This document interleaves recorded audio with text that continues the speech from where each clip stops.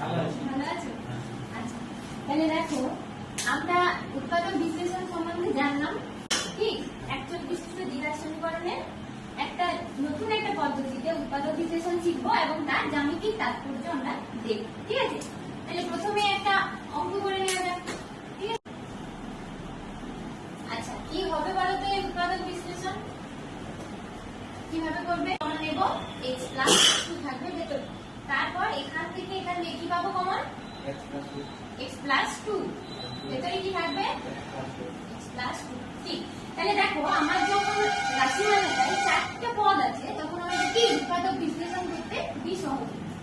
Square + 5x + 4, তাহলে এটা এবার আমরা কি করব? 5x কে আমরা ভাঙবো, তাই তো? তাহলে চলো ফটাফট লিখে নেওয়া যায় যে আজকে আমরা কি কি বুঝবো। ঠিক আছে, প্রথমেই হচ্ছে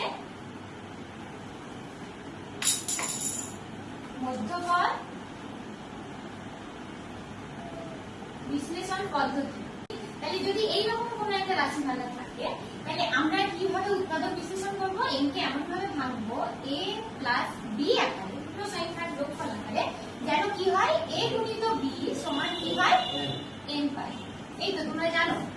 ঠিক আছে, তাহলে এইটা হবে এইভাবে বিশ্লেষণ করে তারপরে আমরা x² + ax + bx + n আকারে লিখে তারপর আমরা উৎপাদক বিশ্লেষণ করলে পেরে যাব। ঠিক আছে, উৎপাদক বিশ্লেষণ এখান থেকে আমাদের সহজ হবে। ঠিক, অঙ্কটা কি ছিল আমাদের? x² + 5x + 4। ঠিক আছে, তাহলে 5x কে আমরা ভাঙবো। কি কিভাবে ভাঙতে পারি 5x কে? 4x + x। ঠিক আছে, আর কিছু হবে? 3x + 2x। ঠিক, আচ্ছা তাহলে দেখো দুই রকম ভাবে আমরা ভাঙতে পেরেছি, কিন্তু এই সব ভাবে তো করা যাবে না, যে কোনো একটা দিয়ে আরেক ভাবে যাবে। কি বলো? 6x - x। ঠিক, তাহলে আমরা বিভিন্ন রকম ভাবে ভাঙতে পারি। তাহলে আমাদের কাছে এতগুলো রাস্তা আছে, কিন্তু আমাদেরকে তো নিতে হবে একটাই। তাহলে x² + 4x। আচ্ছা প্রথমে ধরো আমরা করছি 3x + 2x। ঠিক আছে, তাহলে হয়ে গেল তোমার 3x + 2x। তাহলে দেখো x² + 3x + 2x + 4, আমরা কি করব? এখান থেকে x কমন নেব। ঠিক আছে, x + 3 হয়ে গেল। আচ্ছা এখান থেকে কি কমন নেব? 2, তাই তো? তাহলে কি পেলাম? x + 2। আচ্ছা আর কিছু কমন যাবে এই দুটো থেকে? যাবে না, তাহলে এটা কি উৎপাদক আমার বিশ্লেষণ করা গেল না। তাহলে আমি এরপর বলি যেটা 4x + x আছে, এখান থেকে কি কমন নেব? x কমন নিলাম, তাহলে কি পাচ্ছি? x + 4। আচ্ছা ভেতরে এখান থেকে কি কমন নেব? 1। ঠিক, তাহলে এখানে কি পাবো ভেতরে? x + 4। ঠিক আছে, আচ্ছা এরপর এখান থেকে কি কমন নেব? x + 4। ঠিক, লেখা বোঝা যাচ্ছে সবার? তাহলে x + 1, তাহলে আমাদের কি উৎপাদক বিশ্লেষণ করা গেছে। ঠিক আছে, তাহলে হলো কি? আচ্ছা তুমি যদি এটা বললে, তুমি এটা দিয়ে বললেও দেখবে এটা দিয়ে হয়তো হবে। ঠিক আছে, তাহলে কি হলো? কেন এইটা দিয়ে করা গেল, এই দুটো দিয়ে করা গেল না? কিভাবে? তাহলে সম্পর্কটা দেখা যাবে। দেখো এখানে আমি কিভাবে ভেঙেছি? 4 1, তাহলে কি আছে আমার? সহগপদ 4 আর 1। এইটার সঙ্গে একটু এই রাশিমালার সম্পর্ক বের করা যায়।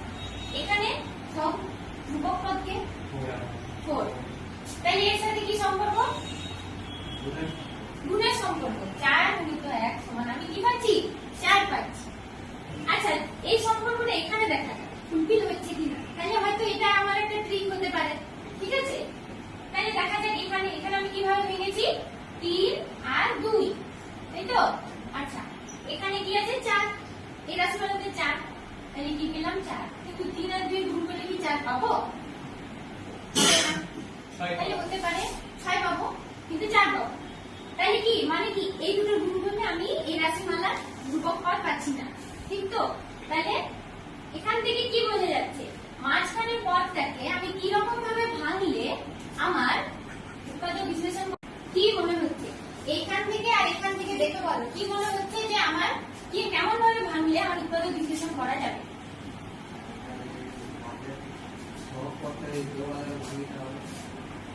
রোগ আকারে ভেঙেছি আর কি পেয়েছি, গুণ করে রাশিমালাটার ধ্রুবক পদটা পেয়েছি। এটা তো একটা উদাহরণ হলো। তাহলে জেনারেল কেসে কি আমাদের লেখা যায়, প্লাস mx প্লাস n আকারে যদি কোনো একচল বিশিষ্ট দ্বিঘাত সমীকরণ থাকে, দ্বিঘাত রাশিমালা থাকে, তাহলে আমরা m কে কেমন ভাবে ভাঙবো, a প্লাস b আকারে, যাতে কি হয় a আর b এর গুণফল n হয়। ঠিক আছে, এইভাবে ভেঙে আমরা কি পাবো, এখান থেকে চারটে পদ পাবো, তারপর আমাদের উৎপাদক বিশ্লেষণ করা সহজ হয়ে যাবে। তাহলে কি পাবো আমরা সবশেষে এখান থেকে কি পাবো, উৎপাদক বিশ্লেষণ করবো x plus a into x plus b। ঠিক আছে, বোঝা গেছে কেন এই নামটা হয়েছে ভৌতপদ বিশ্লেষণ? তুমি বুঝতে পারো বিশ্লেষণ আমরা বললাম জ্যামিতিক তাৎপর্য, তাহলে সেটা একটু মডেলের সাহায্যে বোঝা যায়। ঠিক আছে, আচ্ছা দেখো আমার কাছে কিছুগুলো মডেল আছে, তোমরা বলো তো এই যে এটা জ্যামিতিক কোন ক্ষেত্রের সঙ্গে মিলে? একটা বড় ক্ষেত্র, বাহুগুলো কত x, এর ক্ষেত্রফল কত হচ্ছে x স্কয়ার। ঠিক তো, তাহলে আমি কি পেলাম x স্কয়ার।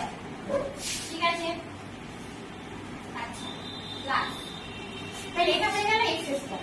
ঠিক আছে, আচ্ছা এটা কি আয়তক্ষেত্র, বাহুগুলো কত কত, একটা x একটা 1। ঠিক আছে, x দৈর্ঘ্য আর প্রস্থ 1। তাহলে এইরকম ভাবে আমার কাছে আছে তিনটা। ঠিক আছে, তাহলে কত হবে টোটাল ক্ষেত্রফল এদের?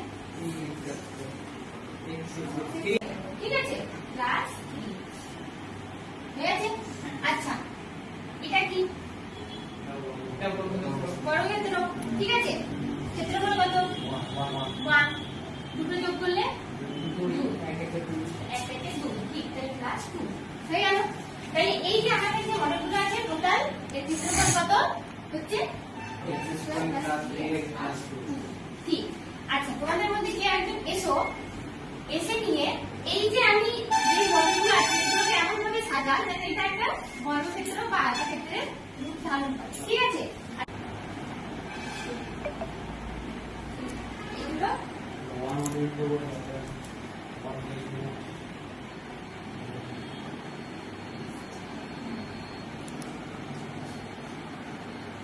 দেখো ও যেটা করেছে খুব সুন্দর, বসো। দেখো ও যেটা করেছে সেটা কি একটা ক্ষেত্র আমরা পেয়েছি, তাহলে x square plus 3x plus 2 টোটালটা পেয়েছি। ঠিক আছে, হয়েছে। আচ্ছা এরপর বলো এটা একটা আয়তক্ষেত্র না বর্গক্ষেত্র? আয়তক্ষেত্র, বাহুর দৈর্ঘ্যগুলো কত কত হবে? এটা হচ্ছে x প্লাস 2, তাই তো হয়েছে। আচ্ছা এইটা দৈর্ঘ্য কত x প্লাস 1। ঠিক, আমি পেয়ে গেলাম x প্লাস 1। তাহলে এরপর বলো এই যে ক্ষেত্রফলটা মানে এই যে আয়তক্ষেত্রটা পেলাম, এর ক্ষেত্রফল কি হবে?